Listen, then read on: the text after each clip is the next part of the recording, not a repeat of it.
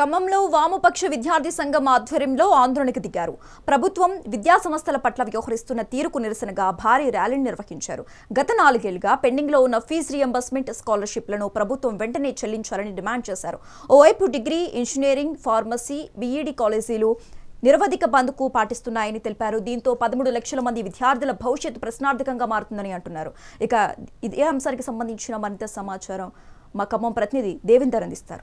తెలంగాణ రాష్ట్ర ప్రభుత్వం పెండింగ్ లో ఉన్న దాదాపు 8,000 కోట్ల పెండింగ్ ఫీజు రియంబర్స్మెంట్ అలాగే స్కాలర్షిప్లు కూడా విడుదల చేయాలంటూ ఈ రోజు ఇటు ఇంజనీరింగ్ కళాశాలలు, అటు డిగ్రీ కళాశాలలు, అలాగే బీఈడీ, ఫార్మసీ కళాశాలల యాజమాన్యాలు పూర్తిగా ఈ రోజు నుంచి తెలంగాణ రాష్ట్ర వ్యాప్తంగా కళాశాల బంద్ నిర్వహిస్తున్నాయి.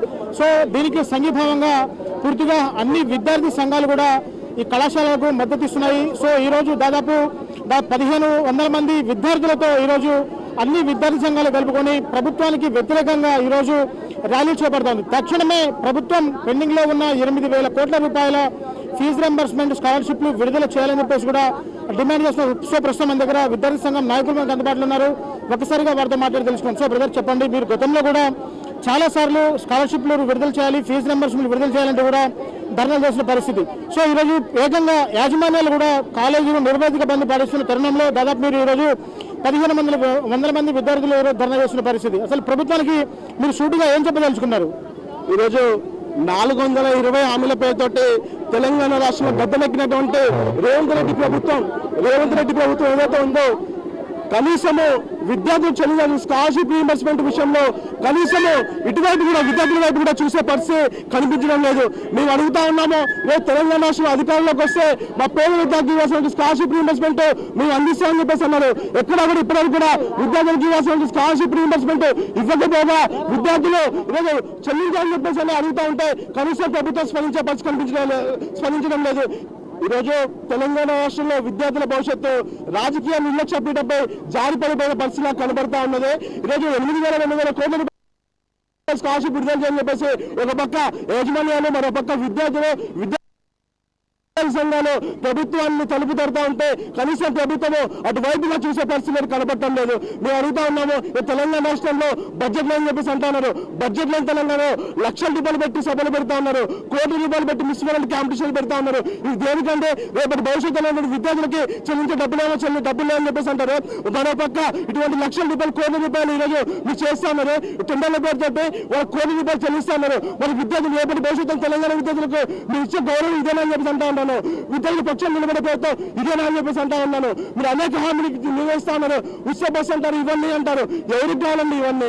విద్యార్థులు బంగారు భవిష్యత్తులో బాగుండాలంటే విద్యార్థులు చెల్లించాల్సిన డబ్బులు ఇవ్వండి. మీరు ఒక్క రూపాయి కూడా ఇవ్వకుండా నిర్లక్ష్యం వహిస్తున్నారు. బట్టి ఇలాంటి సమావేశంలో ఏర్పాటు చేస్తారు. కనీసం ఒక సమావేశంలో మీరు చెల్లిస్తే 1 రూపాయి ఇస్తే అని చెప్పేసి మీరు చెప్పే పరిస్థితి లేదు. గత ప్రభుత్వం మీద మీరు, మీ ప్రభుత్వం మీద వారు, ఆ ప్రభుత్వం బాగాలేదన్న మీ ప్రభుత్వాన్ని మీరు అధికారంలో తెచ్చుకుంది. మరి ఏం చేస్తున్నారు మీరు? కాబట్టి ఇప్పటికైనా ప్రభుత్వం స్పందించి డబ్బు పెండింగ్ స్కాలర్షిప్ విడుదల చేయాలి. లేకపోతే మరొక నేపాల్ ఉద్యమం, మరొక బంగ్లాదేశ్ ఉద్యమాన్ని తెలంగాణ రాష్ట్రంలో నిర్వహిస్తాం. ప్రభుత్వాన్ని గౌరవించడం, మిషన్ నోటిని తిరగకుండా అడ్డుకుంటా అని చెప్పేసి సందర్భంగా నేను ప్రభుత్వాన్ని హెచ్చరిస్తా ఉన్నాను. ఈ రోజు వామపక్ష విద్యార్థి సంఘాల ఆధ్వర్యంలో ఖమ్మం నగరంలో పెండింగ్ లో ఉన్న స్కాలర్షిప్లు ఫీజు రియంబర్స్మెంట్స్ ఏవైతే ఉన్నాయో 8,150 కోట్లు పెండింగ్ లో ఉన్నాయి, వాటిని విడుదల చేయాలని చెప్పి ఈరోజు ఖమ్మం నగరంలోని విద్యార్థుల భారీ ప్రదర్శన చేయబోతా ఉన్నాం. ఈ సందర్భంగా ఇక్కడ ఉన్న 3 మంత్రులు ఆలోచించి ప్రధానమైన బాధ్యతలు మీరు వహిస్తా ఉన్నారు.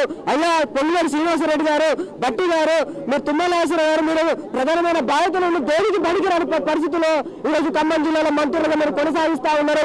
నిజంగా విద్యార్థుల మీద మీకు ప్రేమ ఉంటే ఇంతమంది విద్యార్థులు ఓట్ల మీద ఎక్కి ధర్నాలు చేస్తున్నారు. మీరు ఎందుకు స్కాలర్షిప్లు, ఫీజు రియంబర్స్మెంట్ ఎందుకు విడుదల చేయట్లేదని చెప్పి ఇక్కడ మేము అడుగుతా ఉన్నాం. అయ్యా రేవంత్ రెడ్డి గారు, ఎన్నికలలో మీరు ఏమి ఇచ్చారు? విద్యార్థులు ధర్నాలు చేయాలని చెప్పారు, ధర్నాలు చేయొద్దని చెప్పారు. విద్యార్థులకు మేము సరైన పనులు అన్ని సమస్యలు లేకుండా మేము చేస్తామని చెప్పిన రేవంత్ రెడ్డి ఈ రోజు ఎందుకు స్కాలర్షిప్లు, ఫీజు రియంబర్స్మెంట్ ఎందుకు విడుదల చేయట్లేదని చెప్పి మేము అడుగుతున్నాం. ఇలాంటి విద్యార్థి సంఘ నాయకులు రోడ్ల మీద చెప్తే మా మీద కేసులు పెట్టి జైల్లో పెట్టే పరిస్థితి మీరు చేస్తా ఉన్నారు. ప్రజామాల్లో కేసులకి విద్యార్థి సంఘం భయపడదు.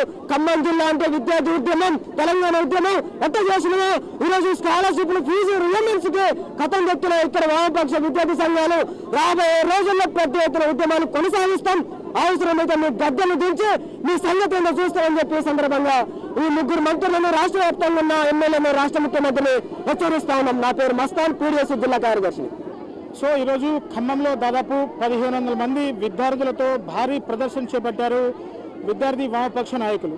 తెలంగాణ రాష్ట్ర ప్రభుత్వం యాజమాన్యాల పాలిట వ్యవహరిస్తున్న మొండి వైఖరికి నిరసనగా ఈరోజు వామపక్ష విద్యార్థి సంఘాలంతా కూడా మహా ప్రదర్శనకు పిలుపునిచ్చిన పరిస్థితి కనబడుతూ ఉంది. తెలంగాణ రాష్ట్రంలో దాదాపు గత 4 సంవత్సరాలుగా 8,000 కోట్ల పెండింగ్ ఫీజు రింబర్స్మెంట్, అలాగే స్కాలర్షిప్లు కూడా పెండింగ్లో ఉన్నాయి. సో దీంతో పూర్తిగా డిగ్రీ కళాశాలలు కావచ్చు, ఇటు ఇంజనీరింగ్ కళాశాలలు, ఇటు ఫార్మసీ, బీఈడీ కళాశాలలు కూడా ఈ రోజు నుంచి తెలంగాణ రాష్ట్ర వ్యాప్తంగా నిరవధిక బంద్ పాటిస్తున్నామని చెప్పేసి కూడా ఈరోజు తెలిపారు. సో ఈరోజు సాయంత్రం ప్రభుత్వంతో చర్చలు కూడా ఉంటాయి. ఈ చర్చలు కనుక చర్చల్లో సానుకూల ఫలితాలు రాకపోతే కనుక ఈ కాలేజీల నిరవధిక బంద్ అనేది యథావిధిగా కొనసాగుతుందని చెప్పేసి కూడా కాలేజీ యాజమాన్యాలు రాష్ట్ర ప్రభుత్వాన్ని హెచ్చరిస్తున్న పరిస్థితి కనబడుతోంది.